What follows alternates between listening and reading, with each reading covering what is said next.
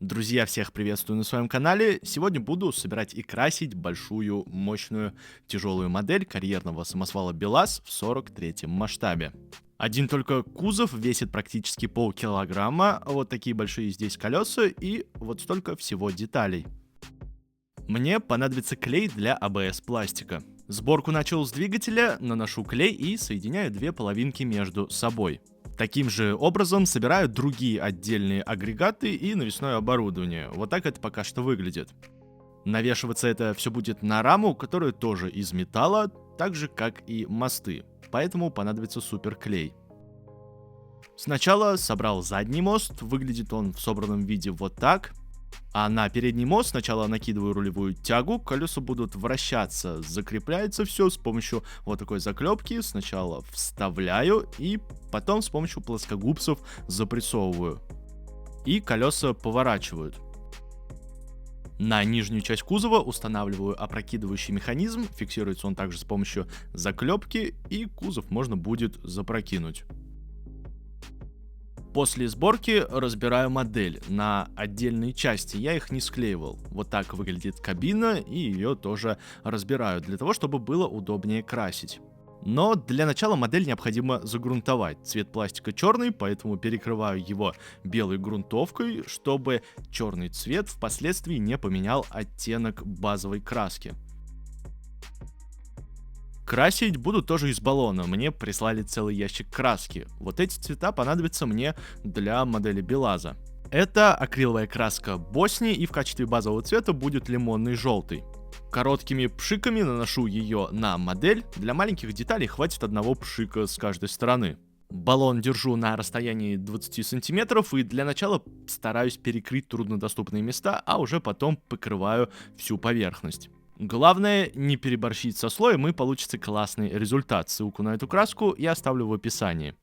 Спустя 24 часа после того, как краска высохла, наношу смывку прям вот так на всю поверхность, покрывая, и также в углубление, чтобы их выделить.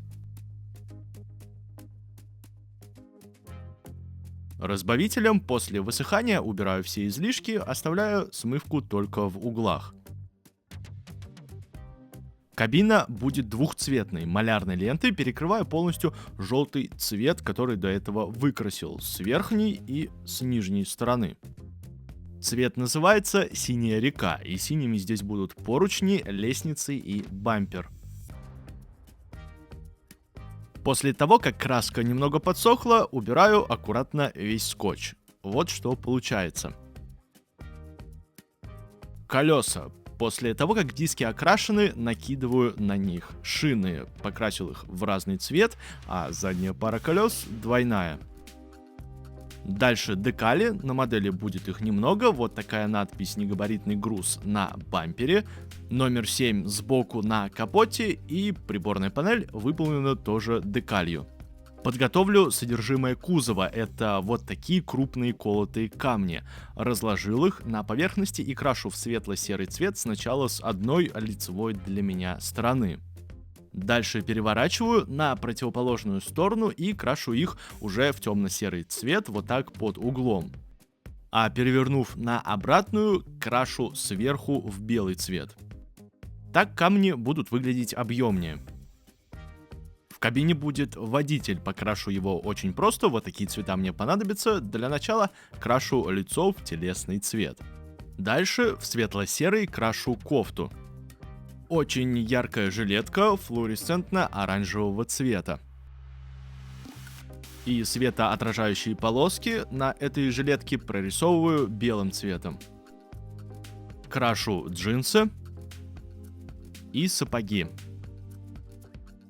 А в завершении выделяю все смывкой темно-серого цвета. Вот такая фигура получилась.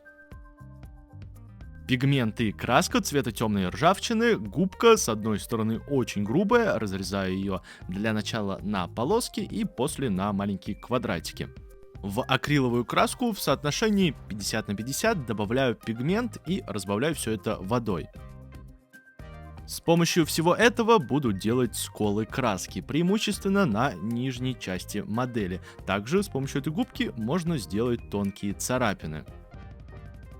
А после высыхания стереть излишки. Вот что получается. Кистью черным цветом крашу уплотнители стекол, держа ее параллельно поверхности и дотрагиваясь только слегка. И после на клей ПВА стекла вклеиваю в кабину. На лобовое стекло приклеиваю дворник, а внутрь кабины устанавливаю приборную панель. Поворотники и задние стоп-фонари крашу в оранжевый и темно-красный с обратной стороны. Хромом с зеркальным эффектом делаю зеркала. И им же прокрашиваю отражатели фар. И только на этом этапе на раму я приклеиваю отдельно окрашенные детали с помощью суперклея. В том числе и подвеску. Она, помимо клея, будет крепиться на вот такие маленькие винтики. Ставлю двигатель на свое место, и вот так выглядит ходовая часть.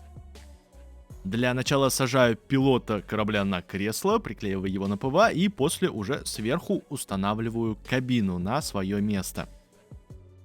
У капота есть ушки, он не приклеивается, а просто вставляется в пазы. Номера будут из фототравления, покрасив их в белый, черным цветом выделяю цифры и буквы, и таким же образом поступаю с надписью «БелАЗ» на капоте. Линзы фар вклеиваю на прозрачный лак, для поворотников использую клей ПВА, так же как и для задних стоп-фонарей. А номер приклеиваю на суперклей. Чтобы придать покрышкам изношенный вид, использую грубый наждак. Не очень сильно, просто чтобы сделать шероховатым протектор, а также скругляю углы. Акриловую текстурную пасту наношу, опять же, преимущественно на нижнюю часть, для того, чтобы сделать подложку под дальнейшие эффекты, вот такие грубые комки. Не забываю и про кузов, особенно вот эти углубления. И немножко на переднюю часть. Эффект ржавчины в жидком виде наношу на лестницы, под какие-то выпирающие части, в основном в углубление, немного на подвеску, а также на капот в виде тонких полосок. И после высыхания растушевываю ватной палкой и с небольшим количеством разбавителя кистью.